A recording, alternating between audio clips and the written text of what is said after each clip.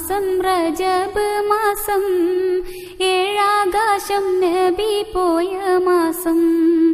എട്ടാം മാസം ശഅബാൻ മാസം, എമ്പാടും നന്മകൾ പെയ്യും മാസം. ഏഴാം മാസം റജബ് മാസം, ഏഴാകാശം നബി പോയ മാസം. എട്ടാം മാസം ശഅബാൻ മാസം, എമ്പാടും നന്മകൾ പെയ്യും മാസം. ഒമ്പതാം മാസം റമളാൻ മാസം, നന്മകൾ പൂത്തിടും പുണ്യമാസം. പത്താം മാസം ശവ്വാൽ മാസം, മുത്തം കൊടുക്കും പെരുന്നാൾ മാസം. ഒമ്പതാം മാസം റമളാൻ മാസം, നന്മകൾ പൂത്തിടും പുണ്യമാസം.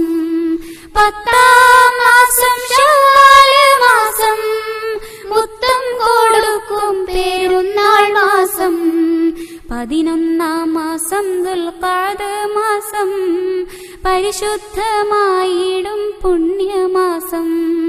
12-ാം മാസം ദുൽഹജ്ജ് മാസം, പിരിശേറും ഹജ്ജിന്റെ നല്ല മാസം.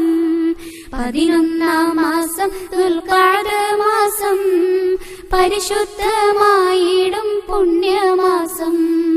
12-ാം മാസം ദുൽഹജ്ജ് മാസം, പിരിശേറും ഹജ്ജിന്റെ നല്ല മാസം.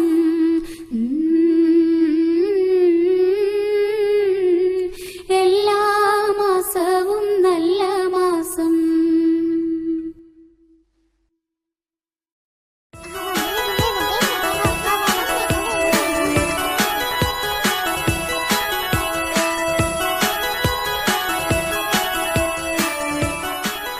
ആയിഷയുടെ ഉപ്പയും ഉമ്മയും എവിടേക്കാ പോയത്?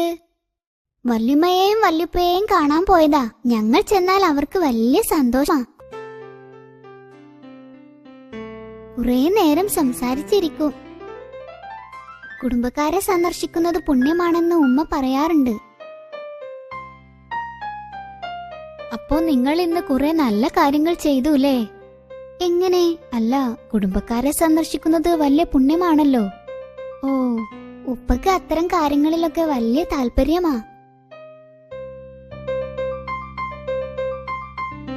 അലി, വീഴാതെ നോക്കണേ.